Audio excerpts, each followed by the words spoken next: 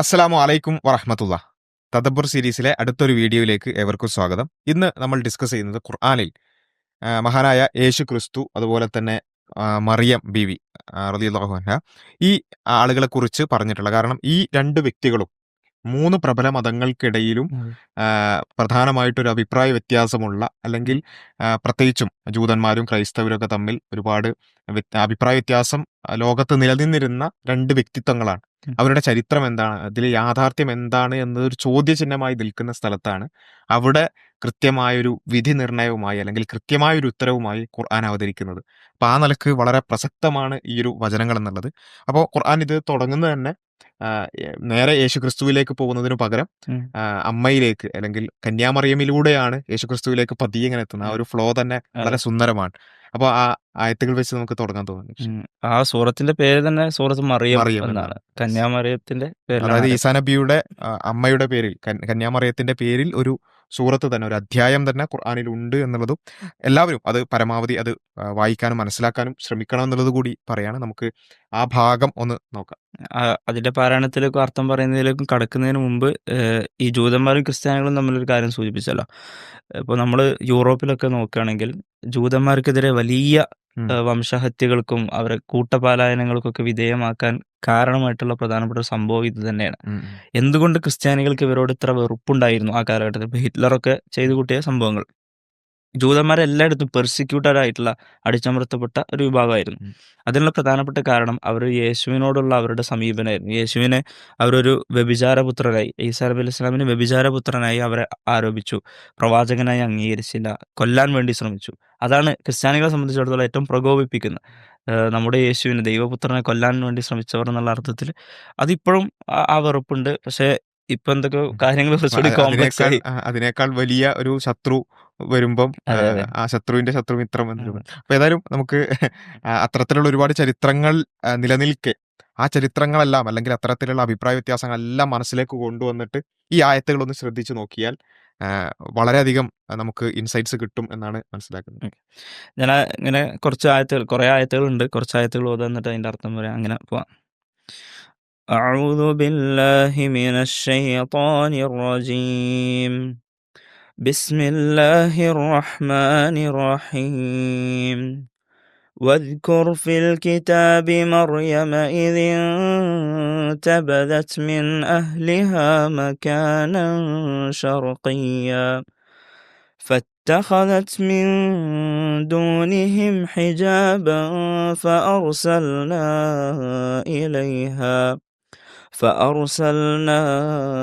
إليها روحنا فتمثل لها بشرا سويا قالت إني أعوذ بالرحمن منك إن كنت تقيا قال إنما أنا رسول ربك لأهب لك غلاما زكيا. അപ്പോൾ മറിയം ബീവിയിൽ നിന്നാണ് ഇത് തുടങ്ങുന്നത്. അള്ളാഹു പറയുന്നത് വദ്കുർ ഫിൽ കിതാബി മറിയം, വേദഗ്രന്ഥത്തിൽ മറിയമിൻ്റെ കാര്യം പ്രസ്താവിക്കുക എന്ന് പറഞ്ഞുകൊണ്ടാണ് തുടങ്ങുന്നത്. ഇതിൻ തബദത് മിൻ അഹ്ലിഹ മക്കാനൻ ഷർഖിയ, ഒരു കിഴക്ക് ഭാഗത്തേക്ക് കുടുംബത്തിൽ നിന്നൊക്കെ വിട്ടു നിന്നുകൊണ്ട് കിഴക്ക് ഭാഗത്തേക്ക് അവർ താമസം മാറ്റിയ സന്ദർഭം അതിങ്ങനെ ഓർക്കുക എന്ന് പറഞ്ഞുകൊണ്ടാണ് ഈ ആയത്തുകൾ തുടങ്ങുന്നത്. താമസം മാറ്റുകയാണ്, കുറച്ച് കിഴക്ക് ഭാഗത്തേക്ക് താമസം മാറ്റുകയാണ്. അതുവരെ ബൈത്തുൽ മഖ്ദിസ് എന്ന ആ ഒരു പരിപാവനമായ പവിത്രമായ ഒരു സ്ഥലത്ത്, പവിത്രമായ ആരാധനാലയത്തിൽ ഒരുപാട് ഇബാദത്തുകളിൽ ആരാധനകളിൽ മുഴുകിയിരുന്ന മറിയം ബീവി പെട്ടെന്ന് താമസം മാറ്റാനുള്ളതാണ്. അത് പറഞ്ഞുകൊണ്ടാണ് തുടങ്ങുന്നത്. പിന്നെ അടുത്തതായി പറയുന്നത് ഫത്തഖദത് മിൻ ദൂനിഹിം ഹിജാബ, എന്നിട്ട് അവരൊരു മറ സ്വീകരിച്ചു. അതായത് ജനങ്ങളുടെ അടുത്ത് നിന്ന് മാറാൻ വേണ്ടി, കുടുംബക്കാരിൽ നിന്നൊക്കെ മാറാൻ വേണ്ടി ഒരു മറ സ്വീകരിച്ചു. ഫഅർസൽന ഇലൈഹ റൂഹന, ആ സമയത്ത് അവ ജനങ്ങളിൽ നിന്നൊക്കെ എങ്ങനെയെങ്കിലും അകന്ന് നിൽക്കാനാണ് ശ്രമിക്കുന്നത്, ജനങ്ങളിൽ നിന്ന് ഒറ്റപ്പെട്ട് നിൽക്കാനാണ് ശ്രമിക്കുന്നത്. ആ സമയത്ത് ഫഅർസൽന ഇലൈഹ റൂഹന, നാം നമ്മിൽ നിന്നുള്ള ഒരു ആത്മാവിനെ അവരുടെ അടുക്കലേക്ക് പറഞ്ഞയച്ചു. ഇവിടെ ആത്മാവ് എന്നുള്ളതുകൊണ്ട് ഉദ്ദേശിക്കുന്നത് പരിശുദ്ധാത്മാവ് എന്നൊക്കെ ബൈബിളിലൊക്കെ കാണുന്ന ജിബ്രീൽ ജിബ്രീൽ. അലഹിസ്സലാം, ഗബ്രിയേൽ എന്നൊക്കെ അറിയപ്പെടുന്ന ആ മലക്കിനെയാണ്, മാലാഖയാണ്. അപ്പോൾ ഇവിടെ ഉള്ളൊരു പദപ്രയോഗം ശ്രദ്ധിക്കേണ്ടത് റൂഹന എന്നാണ് പറഞ്ഞത്, നമ്മുടെ റൂഹ്. അപ്പോൾ ഇതിൻ്റെ അർത്ഥം അള്ളാഹു അവൻ്റെ സ്വന്തം ആത്മാവ് നല്ല അർത്ഥത്തിലല്ല. നേരെ മറിച്ച് അങ്ങനെ അള്ളാഹു പറയാറുണ്ട്. എൻ്റെ ഇപ്പം ബൈത്തുള്ള എന്ന് പറയുമ്പോൾ അള്ളാഹുവിൻ്റെ ഭവൻ, അതിൻ്റെ അർത്ഥം അള്ളാഹു ഭവന ഈ പള്ളികളിൽ താമസിക്കുന്നു എന്നല്ല. പള്ളികളെ പറയാറുള്ള ബൈത്തുള്ള, ബുയൂത്തുള്ള എന്നൊക്കെ പറയാറുണ്ട്. അതിൻ്റെ അർത്ഥം അള്ളാഹുവിൻ്റെ താമസ സ്ഥലമാണ് പള്ളി എന്നല്ല. നേരെ മറിച്ച് അള്ളാഹുവിൻ്റെ ഉടമസ്ഥതയിൽ വരുന്ന ഒരു സംഭവമാണ്. ഇതേപോലെ അള്ളാഹുവിൻ്റെ സൈന്യത്തിൽപ്പെട്ട, അള്ളാഹുവിൻ്റെ ദൂതന്മാരിൽപ്പെട്ട ഒരാളാണ് എന്ത്, ഈ ഈ റൂഹ്, ഈ പരിശുദ്ധാത്മാവ്, ഈ ജിബ്രീൽ. അപ്പോൾ ആ അർത്ഥത്തിലാണ് ഇവിടെ ഉപയോഗിച്ചത്. ഫതമസ്സല ലഹാ ബശറൻ സവിയ്യ. പക്ഷേ ഈ ജിബ്രീൽ എന്ന മലക്ക് വരുമ്പോൾ, ഈ മറിയം ബീവിയുടെ അടുത്തേക്ക് അള്ളാഹു പറഞ്ഞയക്കുമ്പോൾ ഒരു മലക്കിന്റെ രൂപത്തിലല്ല വരുന്നത്, ഒരു മനുഷ്യന്റെ മനുഷ്യരൂപം. രൂപം പ്രാപിച്ചാണ്. അതാണ് ഫതമസ്സല, ഒരു മനുഷ്യന്റെ രൂപം പ്രാപിച്ചു. ലഹ ബശറൻ സവിയ, ഒരു ശരിയായ ഒരു പാകമുള്ള ഒരു മനുഷ്യന്റെ രൂപത്തിൽ. ഖാലത് ഇന്നി അഊദു ബിർറഹ്മാനി മിൻക ഇൻ കുൻത തഖിയ. അവിടെ തന്നെ മറിയം ബീവിയുടെ ഒരു സൂക്ഷ്മത നമുക്ക് കാണാൻ കഴിയും. മറിയം ബീവിയുടെ ചാരിത്രശുദ്ധിയെ ഖുർആൻ എടുത്തെടുത്ത് പറയുന്നത് പല സ്ഥലങ്ങളിൽ നമുക്ക് കാണാൻ കഴിയും. കാരണം ജൂതന്മാർ മറിയം ബീവിയെ വ്യഭിചാരം ആരോപിച്ചിരുന്നു. ജൂതന്മാർ മറിയം ബീവിയെ അങ്ങേയറ്റം ദുർവൃത്തയായി വളരെ വൃത്തികെട്ട രൂപത്തിൽ അവതരിപ്പിക്കാറുണ്ട്. പല സമയത്തും ഈ മിഷനറിമാരൊക്കെ ഇപ്പം ഇന്നും ജെറുസലേമിന്റെ തെരുവുകളിൽ അവിടെ കുറച്ച് ക്രിസ്ത്യൻ മൈനോറിറ്റി ഉണ്ടല്ലോ, ന്യൂനപക്ഷങ്ങൾ. ഞാൻ ഈ അടുത്തൊരു വീഡിയോ കണ്ടു. ഈ ക്രിസ്ത്യൻ മിഷനറിമാരായിട്ടുള്ള അതിൽപ്പെട്ട ഒരാൾ ഇങ്ങനെ സുവിശേഷം പ്രസംഗിച്ച് നടക്കുകയാണ്. ആ സമയത്ത് ജെറൂസലേമിൽ, ഇന്നത്തെ ഇസ്രായേലിന്റെ കീഴിൽ അവിടെ ഉള്ളൊരു ജൂതന്റെ വേഷം ഭാവമൊക്കെ നമുക്ക് മനസ്സിലാവല്ലോ. ജൂതൻ വന്നിട്ട് അയാളുടെ മുഖത്ത് കാർക്കിച്ച് തുപ്പാണ് ഇത് സുവിശേഷം പറയുമ്പോൾ. അപ്പോൾ എന്താണ് ഇതിന്റെ കാരണം? കാരണം മറിയം ബീവിയെ അവരങ്ങനെയാണ് കാണുന്നത്. അപ്പോൾ അതുകൊണ്ടാണ് അങ്ങനെ ഉണ്ടായത്. പക്ഷേ ഖുർആൻ അതിനെ നേരെ തിരുത്താണ്. അവിടെയാണ് ഖുർആൻ വ്യത്യസ്തമാകുന്നത്. ഖുർആൻ പറയുന്നത് അവർ പറഞ്ഞു, അതായത് മറിയം ഈ പുരുഷരൂപത്തിലാണല്ലോ വന്നത്, ഇത് മലക്കാണെന്ന് അറിയില്ലല്ലോ. അപ്പോൾ പറഞ്ഞു അഊദു ബിർറഹ്മാൻ, ഞാൻ പരമകാരുണികളിൽ അഭയം തേടുന്നു, രക്ഷ തേടുന്നു, മിൻക, നിന്നിൽ നിന്ന്, ഇൻ കുൻത തഖിയ്യ, നീ ഒരു സൂക്ഷ്മതയുള്ളവനാണെങ്കിൽ. അപ്പോൾ സൂക്ഷ്മത ഉള്ളവനാണെങ്കിൽ എൻ്റെ അടുത്തേക്ക് വരരുത് എന്നൊരു സൂചനയാണ് മറിയം ബീവിയോട് കൊടുക്കുന്നത്. ഖാല ഇന്നമ അന റസൂലു റബ്ബിക്. അപ്പോൾ മലക്ക്, ആ ജിബ്രീൽ എന്ന അള്ളാഹു അയച്ച പരിശുദ്ധാത്മാവ് പറയാണ്, തീർച്ചയായും ഞാൻ അള്ളാഹുവിൻ്റെ, അല്ലെങ്കിൽ നിന്റെ രക്ഷിതാവിൻ്റെ, നിന്റെ റബ്ബിൻ്റെ ഒരു ദൂതൻ മാത്രമാണ്, ഒരു സന്ദേശം കൊണ്ടുവരാൻ വേണ്ടി വന്നത് മാത്രമാണ്, അല്ല വേറെ ദുരുദ്ദേശങ്ങളൊന്നും ഇല്ല എന്ന് ഓർമ്മിപ്പിക്കാൻ. ലക്കി ഗുലാമൻ സക്കിയ, ഒരു പരിശുദ്ധനായ ഒരു കുട്ടിയെക്കുറിച്ച്, ഒരു ആൺകുഞ്ഞിനെ കുറിച്ച് സന്തോഷവാർത്ത അറിയിക്കാൻ, സുവിശേഷം അറിയിക്കാൻ വേണ്ടി വന്നതാണ് ഞാൻ, അല്ലാതെ വേറെ ദുരുദ്ദേശങ്ങളൊന്നുമില്ല എന്ന രൂപത്തിൽ ആ മലക്ക് പറയുന്നത്. അപ്പൊ ഇതില് ശരിക്കും നമുക്ക് കാണാൻ പറ്റുന്ന വെച്ചാൽ ഖുർആന് ഇവിടെ ലോകാവസാനം വരെയുള്ള മനുഷ്യരെ കൊണ്ട് പാരായണം ചെയ്യിപ്പിക്കുകയാണ്. ഒരു കോൺഫ്ലിക്റ്റ് ഉള്ള, അല്ലെങ്കിൽ ഒരു അഭിപ്രായ വ്യത്യാസമുള്ള ഒരു വിഷയം, മറിയം ബീവിയെ കുറിച്ച്, ഈസാ നബിയെ കുറിച്ചൊക്കെ ഒരു അഭിപ്രായ വ്യത്യാസം ഉണ്ടാകുമ്പോൾ അവിടെ ലോകാവസാനം വരെയുള്ള മനുഷ്യരെ കൊണ്ട് ഖുർആൻ പാരായണം ചെയ്യിപ്പിക്കുകയാണെന്ത്, ഈ മറിയം ബീവിയുടെ പരിശുദ്ധത. കാരണം ഒരു പുരുഷൻ വരുമ്പോൾ ഒരു മനുഷ്യരൂപത്തിൽ, അവർക്ക് മലക്കാണെന്ന് അറിയില്ല, ഒരു മനുഷ്യനായിട്ടാണ് വരുന്നത്. അപ്പം അങ്ങനെ ഒരു മനുഷ്യനെ കാണുമ്പോൾ തന്നെ നിങ്ങൾ അത്തരത്തിൽ എന്നെ സമീപിക്കരുത്, നിങ്ങൾ പിന്നെ സൂക്ഷ്മതയുള്ള ആളാണെങ്കിൽ തിരിച്ചു പോകണം എന്ന് പറയാൻ മാത്രം ശുദ്ധിയുള്ള, അത്രമാത്രം ചാരിത്രമുള്ള ഒരു സ്ത്രീയാണ് മറിയം എന്ന് സ്ഥാപിച്ചുകൊണ്ടാണ് എന്ത് ചെയ്യുന്നത്, ഈ ചരിത്രം അല്ലെങ്കിൽ ഈ ഒരു സംഭവം ഖുർആൻ വിശദീകരിച്ച് തുടങ്ങുന്നത് തന്നെ. എന്നിട്ട് അവിടെ ഖുർആൻ അടുത്തതായിട്ട് പറയണം, നിനക്കൊരു കുട്ടി ഉണ്ടാവാൻ പോകുന്നു. അപ്പൊ അതിനോടുള്ള പ്രതികരണവും, മറിയം ബീവിയുടെ പ്രതികരണവും നമുക്ക് അടുത്ത ആയത്തുകളിൽ. ഈ മറിയം ബീവിന്റെ ചാരിത്രശുദ്ധിയെ കുറിച്ച് വേറെയും കുറെ വചനങ്ങളിൽ നമുക്ക് കാണാൻ കഴിയും. അതിൽ പെട്ട ഒന്നാണ് വളരെ വളരെ എക്സ്പ്ലിസിറ്റ് ആയി, വളരെ വ്യക്തമായിട്ട് തന്നെ ഖുർആൻ പറയുന്നത് നമുക്ക് കാണാം. മറിയം ഇബ്നത ഇമ്രാൻ അല്ലതി അഹ്സനത് ഫർജഹ ഫനഫഖ്നാ ഫീഹാ മിൻ റൂഹിനാ, അങ്ങനെ എന്ന് പറഞ്ഞുകൊണ്ടുള്ള ഒരായത്ത് നമുക്ക് കാണാൻ കഴിയും. അവരുടെ ഗുഹ്യാവയവങ്ങൾ കാത്തു സൂക്ഷിച്ച ഒരു സ്ത്രീ എന്നുള്ള രൂപത്തിൽ പറയുന്നത്. മാത്രമല്ല അതിന്റെ തൊട്ട് മുന്നേ പറയുന്നത് വദറബല്ലാഹു മസലൻ ലില്ലദീന ആമനു എന്ന് പറഞ്ഞുകൊണ്ടാണ്. അതായത് ഫറോവയുടെ ഭാര്യയും അതേപോലെ മറിയം ബീവിയും ലോകത്തിലുള്ള എല്ലാ സത്യവിശ്വാസികളും, പുരുഷന്മാരും സ്ത്രീകളുമാകുന്ന എല്ലാ സത്യവിശ്വാസികൾക്കും ഉദാഹരണമായിക്കൊണ്ട് ഇവരിങ്ങനെയാകണം സത്യവിശ്വാസികൾ എന്നതിന് ഉദാഹരണമായിട്ട് പറഞ്ഞത് മറിയം ബീവിയാണ്. അപ്പോൾ അതിൽ തന്നെ ഇസ്ലാം എത്രത്തോളം പ്രാധാന്യവും മഹത്വവും ഈ ഒരു മറിയം ബീവിക്ക് കൊടുക്കുന്നുണ്ട് നമുക്ക് മനസ്സിലാക്കാം. എല്ലാവരും ആ ഒരു കാര്യമൊന്ന്, ആ ഒരു കണ്ടക്സ്റ്റ് ഇവിടെ സെറ്റ് ആയിട്ടുണ്ട്. മറിയം ബീവി ഒന്ന് മാറിയിരിക്കുന്നു. അവിടേക്ക് ഒരു പുരുഷ രൂപത്തിൽ ഒരാൾ വരുന്നു. അവർ വരുമ്പോൾ തന്നെ മറിയം ബീവി അവരോട് തിരിച്ചു പോകാൻ പറയുന്നു, അല്ലെങ്കിൽ എന്നെ ഒരു മോശമായ രൂപത്തിൽ സമീപിക്കരുത്, നിങ്ങൾക്ക് സൂക്ഷ്മത ഉണ്ടെങ്കിൽ നിങ്ങൾ തിരിച്ചു പോകണമെന്ന് പറയുന്നു. അവർ എന്ത് ചെയ്യാണ്, ഞാൻ അള്ളാഹുവിൽ നിന്നുള്ള ദൂതനാണ്, നിങ്ങൾക്കൊരു കുട്ടി ജനിക്കാൻ പോകുന്നു എന്ന വിവരം മറിയം ബീവിയോട്. ആ കുട്ടിയെ കുറിച്ച് പറയുന്ന ഒരു വാക്കുണ്ട്, സക്കിയ, ഗുലാമൻ സക്കിയ, പരിശുദ്ധനായ ഒരു കുഞ്ഞിനെ, ഒരു ആൺകുഞ്ഞിനെ ലഭിക്കാൻ പോകുന്ന ഒരു സന്തോഷ വാർത്ത, സന്തോഷ വാർത്ത പറയാൻ പോകണം. അപ്പോൾ ഒരു കല്യാണം കഴിച്ചിട്ടില്ലാത്ത ഒരാൾക്ക് കുട്ടി ഉണ്ടാകാൻ പോകുന്നു എന്നുള്ള ഒരു വാർത്ത വരികയാണ്. അപ്പൊ അതിനോടുള്ള ഒരു പ്രതികരണങ്ങളാണ് ഇനി നമുക്ക് അടുത്ത. അപ്പൊ മറിയം ബീവി പ്രതികരിക്കണം. قالت أنى يكون لي غلام ولم يمسسني بشر ولم أك بغيا. അപ്പം മറിയം ബീവി പറയുന്നത് നമുക്ക് കാണാം. ഖാലത്ത്, അവർ പറഞ്ഞു, അന്നാ യകൂനു ലി ഗുലാം, എനിക്ക് എങ്ങനെയാണ് ഒരു മകൻ ഉണ്ടാവുക? വലം യംസസ്നി ബശർ, എന്നാണെങ്കിൽ ഒരു പുരുഷനും സ്പർശിച്ചിട്ട് പോലുമില്ല. അപ്പോൾ അവിടെ പിന്നെയും മറിയം ബീവിനെ കുറിച്ച് അള്ളാഹു ഇങ്ങനെ പറയാണ്, ഒരു സംശയം വേണ്ട, മറിയം ബീവി അങ്ങനെ തോന്നിയവാസങ്ങളോ ദുർവൃത്തിയൊന്നും ചെയ്തിട്ടില്ല. ഒരു പുരുഷൻ എന്നെ തൊട്ടിട്ട് പോലുമില്ല, സ്പർശിച്ചിട്ട് പോലുമില്ല, അത്രയും പരിശുദ്ധയാണ് എന്ന് പറയണ്ടേ. വലം അക്കു ബഗയ്യ, ഞാനൊരു ദുർനടപ്പുകാരിയായിട്ടില്ല, പിന്നെ എങ്ങനെയാണ് എനിക്ക് കുട്ടി ഉണ്ടാവുക എന്ന് മറിയം ബീവി സംശയം ഇത് പ്രകടിപ്പിക്കുക. ശരിക്ക് ഒരു നമ്മളൊരു ഒരു റിയൽ അതെ സെൻസിലേക്ക് പോവുകയാണെന്നുണ്ടെങ്കിൽ ഒരു കല്യാണം കഴിക്കാത്ത ഒരാളോട്, ഒരു ചാരിത്രമുള്ള ഒരാളോട് അത് അള്ളാഹുവിന്റെ ദൂതനാണെന്ന് പറഞ്ഞുകൊണ്ട് തന്നെ, ഒരു മലക്കാണെന്ന് പറഞ്ഞുകൊണ്ട് തന്നെ വന്നിട്ട് പോലും നിങ്ങൾക്ക് കുട്ടി ഉണ്ടാകാൻ പോകുന്നു എന്ന് പറയുമ്പോൾ സ്വാഭാവികമായ ഒരു മനുഷ്യനിൽ വരുന്ന ഒരു പ്രതികരണം എന്താണോ അത് അതേപടി ഖുർആൻ ഒപ്പിയെടുത്ത് അതെ വെച്ചിരിക്കുകയാണ്.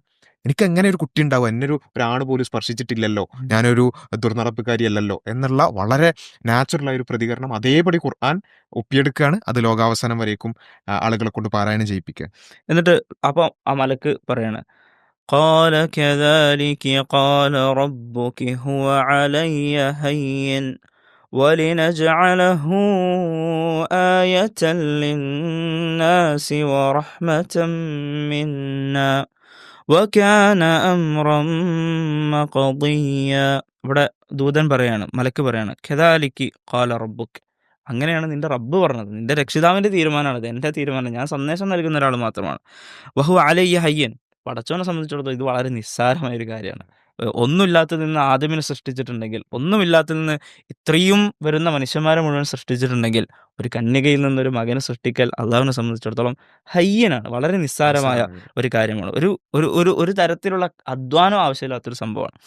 വലിന ജാലഹു ആയത്തല്ലിന്നാസ്, എന്തിനാണ് ഇങ്ങനെ ഒരു കുട്ടിയെ ജനിപ്പിക്കുന്നത്, നിങ്ങളിൽ എന്തുകൊണ്ട് ഇങ്ങനെ ഒരു കുട്ടിയെ ജനിപ്പിക്കുന്നത് എന്നതിൻ്റെ ഉത്തരം പറയാം. വലിന ജാലഹു, അദ്ദേഹത്തെ, ആ കുട്ടിയെ ആക്കി തീർക്കാൻ, ആയത്തല്ലിന്നാസ്, ജനങ്ങൾക്കൊരു ദൃഷ്ടാന്തം, ജനങ്ങൾക്ക് ഒരു അത്ഭുതം ഒക്കെ ആക്കി തീർക്കാൻ, വറഹ്മത്തൻ മിന്ന, നമ്മിൽ നിന്നുള്ള ഒരു കാരുണ്യവുമാണ്. അപ്പോൾ യേശുവിനെ കുറിച്ച്, ഈസാ നബി അലൈഹി ഇസ്ലാമിനെ കുറിച്ച് അള്ളാഹു പറയുന്നതായി മലക്ക് അറിയിക്കുന്ന സന്ദേശം ഖുർആനിൽ ഖിയാമത്ത് നാൾ, അന്ത്യനാൾ വരെയുള്ള മുസ്ലിങ്ങൾ മുഴുവൻ പാരായണം ചെയ്യുന്ന ഖുർആനിൽ നമുക്ക് കാണാൻ കഴിയുന്ന എന്താ?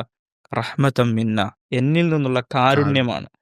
യേശുവിനെ കുറിച്ച് പറയാണ്, ദൈവം പറയുന്നതായി, അള്ളാഹു പറയുന്നതായിട്ട് പറയാണ്, എന്നിൽ നിന്നുള്ള കാരുണ്യമായിരുന്നു. അപ്പോൾ അള്ളാഹുവിൻ്റെ ഒരു ദൃഷ്ടാന്തമാണ്, അള്ളാഹുവിൻ്റെ കാരുണ്യം കൂടിയാണ് യേശു, അതായത് ഈസാ നബി അലൈഹി സ്വലാം. വക്കാന അമറ മഖദിയ, ഈ കാര്യമാണെങ്കിൽ തീരുമാനിക്കപ്പെട്ട ഒരു കാര്യമാണ്, അള്ളാഹു വിധിച്ച ഒരു കാര്യമാണ്, ഇതിലൊരു മാറ്റമില്ല. അപ്പം എത്ര പ്രയാസം ഉണ്ടെങ്കിലും ശരി, ഈ വിഷയത്തിൽ ഒരു മാറ്റമില്ല, കാരണം അള്ളാഹു ഇതിന് അവൻ്റെതായ കുറെ യുക്തികൾ ഈ വിഷയത്തിലുണ്ട് ഇതില് എന്ന് ഇതില് അറിയിക്കുക. നമുക്ക് കാണാൻ പറ്റുന്നത് ഇവിടെ ഒരു ദൃഷ്ടാന്തമാണ് ഇവിടെ സംഭവിക്കാൻ പോകുന്നത്. അതെ അതായത് പൊതുവിൽ പടച്ചവൻ നിർണയിച്ച ഒരു വ്യവസ്ഥ പ്രപഞ്ചത്തിലുണ്ട്. അതെന്താണ്? ഒരു കുട്ടി ഉണ്ടാവണം എന്നുണ്ടെങ്കിൽ ഒരു ആണും പെണ്ണും ഇണചേർന്ന്, ഒരു ഭാര്യയും ഭർത്താവും ഇണചേർന്ന് ആണ് കുട്ടി ഉണ്ടാവുക. അതാണ് പ്രാപഞ്ചികമായി പടച്ചവൻ നിശ്ചയിച്ച വ്യവസ്ഥ. ഇപ്പൊ നമുക്കൊക്കെ കുട്ടി ഉണ്ടാവണം എന്നുണ്ടെങ്കിൽ എല്ലാ ലോകത്തുള്ള മറ്റെല്ലാവർക്കും ആ ഒരു വ്യവസ്ഥയിലൂടെയാണ് പോകുന്നത്. പക്ഷേ പടച്ചവൻ ആ വ്യവസ്ഥക്കപ്പുറത്തേക്ക് പ്രവർത്തിക്കാനും കഴിവുള്ളവനാണ്. അപ്പൊ ഇത് ഈ സൂറത്ത് തന്നെ നിങ്ങളെല്ലാവരും അത് മുഴുവനായിട്ട് വായിക്കണം എന്നാണ് റെക്കമെൻഡ് ചെയ്യാനുള്ളത്. അപ്പൊ അതിൽ ഇതിന്റെ തൊട്ട് മുമ്പ് തന്നെ, ഈ സൂറത്തിന്റെ തന്നെ തൊട്ട് മുമ്പ് നമുക്ക് കാണാൻ പറ്റും സക്കരിയ നബി അലൈഹി സ്വലാമിനെ കുറിച്ച് അവിടെ പറഞ്ഞുകൊണ്ട്. പറഞ്ഞ ദിക്റു റഹ്മത്തി റബ്ബിക അബ്ദഹു സക്കരിയ യെസ്. എന്ന് പറഞ്ഞിട്ടാണ് അപ്പോൾ തുടങ്ങുന്നത്. ആ സക്കരിയ നബി അലൈഹി സ്വലാമിന്റെ അവസ്ഥ എന്ന് വെച്ചാൽ അവിടെ ഒരു പ്രായം കഴിഞ്ഞിട്ടും കുട്ടി ഇല്ലാത്തൊരു പ്രയാസത്തിലായിരുന്നു അവർ. അതെ. അവരുടെ ഭാര്യക്കും പിന്നെ ഒരു പ്രായം കഴിഞ്ഞ് ഇനി കുട്ടി സ്വാഭാവികമായി ഇല്ലാത്തൊരവസ്ഥയിൽ ഇനി ഒരു കുട്ടിയെക്കുറിച്ച് ഒരു സന്തോഷ വാർത്ത അറിയിക്കുമ്പോഴും സക്കരിയ നബി ഇതേ ചോദ്യമാണ് ചോദിക്കുന്നത്. അതെ അപ്പോഴും അവിടെയും മറുപടി എന്താണെന്ന് ചോദിച്ചാൽ അള്ളാഹു അതിന് കഴിവുള്ളവനാണ്. അതെ അപ്പോൾ ഇവിടെ നമ്മൾ മനസ്സിലാക്കേണ്ടത് പലപ്പോഴും ഈ ഈസാ നബി അലൈഹി സ്വലാമിൻ്റെ, യേശു ക്രിസ്തുവിൻ്റെ ആകട്ടെ, മുഹമ്മദ് നബി സല്ലല്ലാഹു അലൈഹി വസല്ലം ആകട്ടെ, പല പ്രവാചകന്മാരുടെയും അത്ഭുതങ്ങളെക്കുറിച്ച് നമ്മൾ പറയുമ്പോൾ, അല്ലെങ്കിൽ അവർ മുഖേന സംഭവിച്ചിട്ടുള്ള, ഇപ്പോൾ വെള്ളപ്പാണ്ടുള്ളവരെ സുഖപ്പെടുത്തി, അതുപോലെ തന്നെ ഈ പറഞ്ഞതുപോലെ പിന്നെ ഒരു കന്യകയിൽ ഒരു ഗർഭം ധരിച്ചു, അല്ലെങ്കിൽ ഇങ്ങനെയുള്ള ഒരുപാട് മുഅ്ജിസത്തുകളെ കുറിച്ച്, മുഹമ്മദ് നബി സല്ലല്ലാഹു അലൈഹി വസല്ലമയെ കുറിച്ചാണെന്നുണ്ടെങ്കിൽ പിന്നെ ഇസ്രാ മിഅ്റാജ് യാത്ര പോയി എന്നുള്ള ഇങ്ങനെ പല കാര്യങ്ങളും പറയുമ്പോൾ നമ്മൾ മനസ്സിലാക്കേണ്ടത് ഇത് ഒരു ദൃഷ്ടാന്തമായിട്ടാണ് പരിചയപ്പെടുത്തുന്നത് തന്നെ. ഉം. ഹു അലയ്യ ഹയ്യൻ, അത് പടച്ചവന് നിസ്സാരമായി സംഭവിക്കുന്ന ഈ പ്രാപഞ്ചിക വ്യവസ്ഥയിൽ സാധാരണ സംഭവിക്കാത്ത കാര്യങ്ങളായിക്കൊണ്ടാണ് എന്ത് ചെയ്യുന്നത്, ഈ കാര്യങ്ങളെല്ലാം പരിചയപ്പെടുത്തുന്നത് തന്നെ. അല്ലാതെ പൊതുവിൽ ഒരു കന്യകക്ക് കുട്ടി ഉണ്ടാവുന്നുണ്ടെങ്കിൽ ഇതിൽ എന്താ അത്ഭുതം ഉള്ളത്? അല്ലെങ്കിൽ പൊതുവിൽ ഒരാൾക്ക് ആകാശയാത്ര നടത്താൻ പറ്റുന്നുണ്ടെങ്കിൽ എന്ത് അത്ഭുതമുള്ളത്? ഉം. പൊതുവിൽ എല്ലാവർക്കും ഒന്ന് തൊട്ടാൽ വെള്ളപ്പാണ്ട് സുഖപ്പെടുത്താൻ പറ്റും, അല്ലെങ്കിൽ മരിച്ച ഒരാളെ ജീവിപ്പിക്കാൻ പറ്റും. യേശുവിന്റെ അത്ഭുതമായിട്ട് ഖുർആനിലും ബൈബിളിലും ഉണ്ടെന്നാണ് ഞാൻ മനസ്സിലാക്കുന്നത്. മരിച്ചവരെ ജീവിപ്പിച്ചു, വെള്ളപ്പാണ്ട് സുഖപ്പെടുത്തി എന്നുള്ളതൊക്കെ. ഇതൊക്കെ എല്ലാവർക്കും പൊതുവായിട്ട് സംഭവിക്കുന്നുണ്ടെങ്കിൽ പിന്നെ എന്ത് അത്ഭുതമാണ് ഉള്ളത്? അപ്പൊ ഇതൊക്കെ അത്ഭുതമായിക്കൊണ്ടാണ് എന്ത് ചെയ്തത് ഖുർആൻ പറയുന്നത്.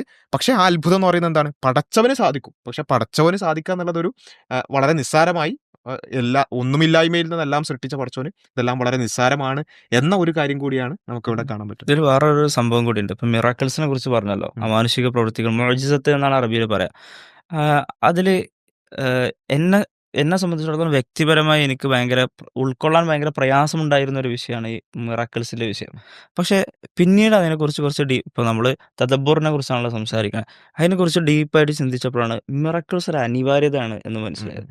അതിന്റെ ഒരു കാരണം എന്താണെന്ന് വെച്ചാൽ ഇപ്പോൾ നമ്മൾ മിറാക്കിൾസിനെ കുറിച്ചൊന്ന് ചിന്തിച്ച് നോക്കാം. ഇപ്പോൾ ഇവിടെ പറഞ്ഞ പോലെ മനുഷ്യന്മാർക്ക് ഒരിക്കലും കഴിയാത്ത പല കാര്യങ്ങളാണ് സംഭവിക്കുന്നത്. അതെന്തുകൊണ്ട് സംഭവിച്ചു? അപ്പോൾ നമ്മൾ അള്ളാഹുവിനെ കുറിച്ച് പറയുമ്പോൾ നമ്മൾ പറയാറുണ്ട് ഇന്നല്ലാഹ അലാ കുല്ലി ഷൈഇൻ ഖദീർ. അള്ളാഹു എല്ലാ കാര്യത്തിനും കഴിവുള്ളവനാണ് എന്ന് പറയാറുണ്ട്. അള്ളാഹു ഒരു പ്രാപഞ്ചിക വ്യവസ്ഥ സൃഷ്ടിച്ചു. എന്നിട്ട് ആ പ്രാപഞ്ചിക വ്യവസ്ഥക്കനുസരിച്ച് പല കാര്യങ്ങളും നടന്നുകൊണ്ടിരിക്കുന്നു. അങ്ങനെ മാത്രമേ നടക്കുന്നുള്ളൂ എങ്കിൽ, ഉം. അതിൽ നിന്ന് വ്യത്യസ്തമായി എന്തെങ്കിലും അള്ളാഹുവിന് ചെയ്യാൻ കഴിയുന്നതായി ഒരു രേഖയില്ലെങ്കിൽ, ഉം. അവിടെ വരുന്നൊരു പ്രശ്നം എന്താണെന്ന് വെച്ചാൽ അള്ളാഹു അവനുണ്ടാക്കിയ വ്യവസ്ഥകളിൽ കുടുങ്ങിക്കിടക്കുകയാണ് എന്നൊരു പ്രശ്നം അവിടെ ഉണ്ടാകും. അതെ. അപ്പോൾ ആ ഒരു പ്രശ്നം ഇല്ലാതിരിക്കണമെങ്കിൽ ഒരു മിറക്കിൾസ് ഉണ്ടാവൽ അനിവാര്യമാണ്. അള്ളാഹു ഈ പ്രാപഞ്ചിക വ്യവസ്ഥകളെ വേണമെങ്കിൽ എന്ത് ചെയ്യാം? അതിനെ തട്ടിമാറ്റിക്കൊണ്ട്, അതിനെ അവഗണിച്ചുകൊണ്ട് അള്ളാഹുവിന് എന്ത് ചെയ്യാം? എന്തും ചെയ്യാം. വഹുവ അലാ കുല്ലി അതെ. ഷൈഇൻ വഹു ഖദീർ. അലാ കുല്ലി ഷൈഇൻ ഖദീർ എന്ന അള്ളാഹു എല്ലാ കാര്യം സർവശക്തനാണ്, എല്ലാറ്റിനും കഴിവുള്ളവനാണ് എന്ന കാര്യം അപ്പോഴാണ് നമുക്ക് ബോധ്യപ്പെടുക. അതുകൂടി മിറക്കിൾസിന്റെ വളരെ പ്രധാനപ്പെട്ട ഒരു ഘടകമാണ്. അതുകൊണ്ട് മിറക്കിൾസ് ഇല്ലാതെ ഈ മതത്തെ അവതരിപ്പിച്ചുകൂടായിരുന്നോ എന്ന് ചോദിക്കുന്നത് യഥാർത്ഥത്തിൽ ബാലിശമാണ്. ശരിക്കും മിറക്കിൾസ് വേണം. എന്നാൽ അള്ളാഹു സർവശക്തനാണ് എന്ന കാര്യം തെളിയിക്കപ്പെടുള്ളൂ യെസ്. എന്നൊരു സംഗതി അതിലുണ്ട്. ഇനി ഏതായാലും നമുക്ക് അടുത്ത വചനങ്ങളിലേക്ക് പോകാം. പിന്നെ മറിയം ബീവിയുടെ എക്സ്പീരിയൻസിനെ കുറിച്ച്, അനുഭവങ്ങളെ കുറിച്ചാണ് പറയുന്നത്.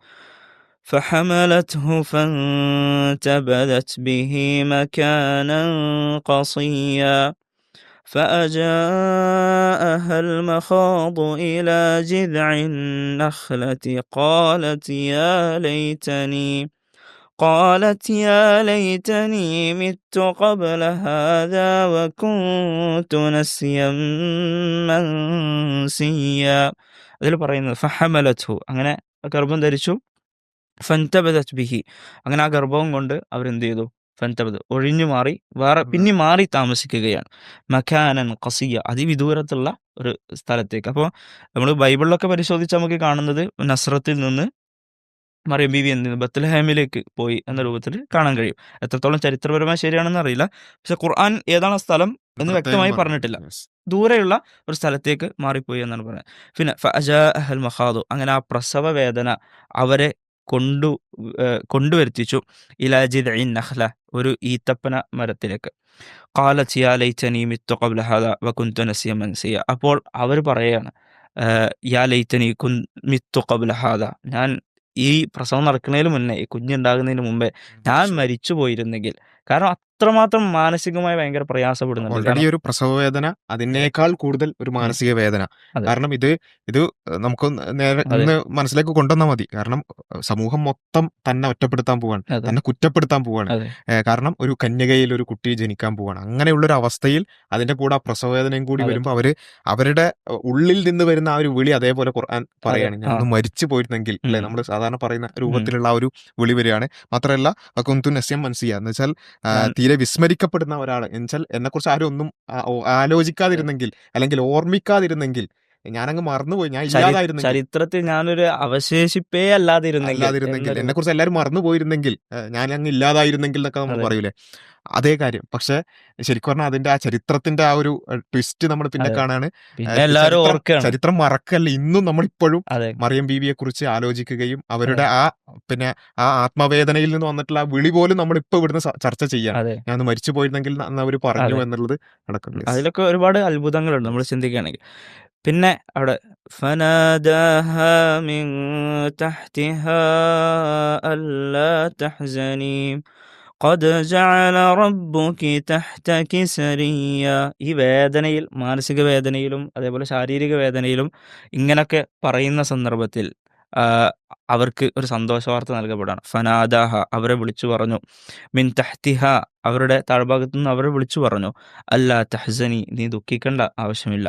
ഖദ് ജഅല റബ്ബുക്കി തഹ്തകി സരിയ തീർച്ചയായും നിന്റെ റബ്ബ് നിന്റെ രക്ഷിതാവ് നിന്റെ കീഴിൽ ഒരു മഹാനയാണ് ഏർപ്പെടുത്തി തന്നിട്ടുള്ളത്. അതായത് നീ ഇനി പ്രസവിക്കാൻ പോകുന്നത് ഒരു മഹാനായ മനുഷ്യനെയാണ്, അതുകൊണ്ട് നീ ദുഃഖിക്കേണ്ട ആവശ്യമില്ല എന്ന രൂപത്തിൽ ആശ്വസിപ്പിക്കുന്നത് കാണാൻ കഴിയും.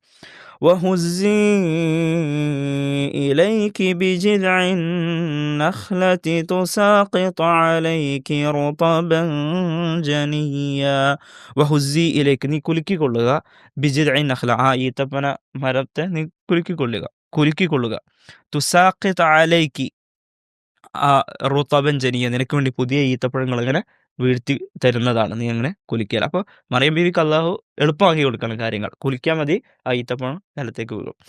فكلي واشربي وقري عينا فإما ترين من البشر أحدا فقولي إني نذرت للرحمن صوما فلن أكلم اليوم إنسيا ഫകുലി വഷ്റബി വഖരി ഐന. അപ്പം നിനക്ക് നൽകിയിട്ടുള്ള ഈ അനുഗ്രഹങ്ങളിൽ നീ ഭക്ഷിച്ചു കൊള്ളുക, അതേപോലെ കുടിച്ചു കൊള്ളുക. വഖരി ഐന നിന്റെ കൺകുളിർമ നേടിക്കൊള്ളുക. ഫഇമ്മാ തറയിന്ന മിനൽ ബഷർ നീ ഏതെങ്കിലും ഒരു മനുഷ്യനെ കണ്ടാൽ അവിടെ നിന്നൊക്കെ ഒഴിഞ്ഞു മാറി ഇതാക്കണമല്ലോ. ഇനി എന്തെങ്കിലും യാദർശികമായി കണ്ടാൽ അഹദൻ ഫഖൂലി ഇന്നി നദർതു ലിർറഹ്മാൻ ആരെങ്കിലും കണ്ടാൽ നീ പറയണം ഇന്നി നദർതു ലിർറഹ്മാനി സൗമ ഞാൻ എൻ്റെ രക്ഷിതാവിന് വേണ്ടി പരമകാരുണികന് വേണ്ടി പടച്ചവന് വേണ്ടി ഞാൻ ഒരു നോമ്പ് നോറ്റിരിക്കുന്നു, അല്ലെങ്കിൽ നോമ്പ് നേർച്ചയാക്കിയിരിക്കുന്നു. ഫലൻ ഉക്കല്ലിമൽ യൗമ ഇൻസിയ ഇന്ന് ഞാനൊരു മനുഷ്യനോടും സംസാരിക്കുകയില്ല എന്നതാണ് ആ നോമ്പ്. ഇങ്ങനെ പറയണം എന്നുള്ളത് അറിയിക്കണം. ശരിക്ക് ആ ഒരു മറിയം ബീവിയെ പടച്ചോനായിട്ട് ഏറ്റെടുക്കുകയാണ്. ഒരു പ്രസവ വേദനയുള്ള അല്ലെങ്കിൽ ഒരു ഗർഭസ്ഥയായിട്ടുള്ള ഒരു സ്ത്രീയെ നമ്മളെന്ത് ചെയ്യും, നമ്മുടെ വീട്ടിലും അല്ലെങ്കിൽ നമ്മൾ കുറെ പരിചരിക്കും.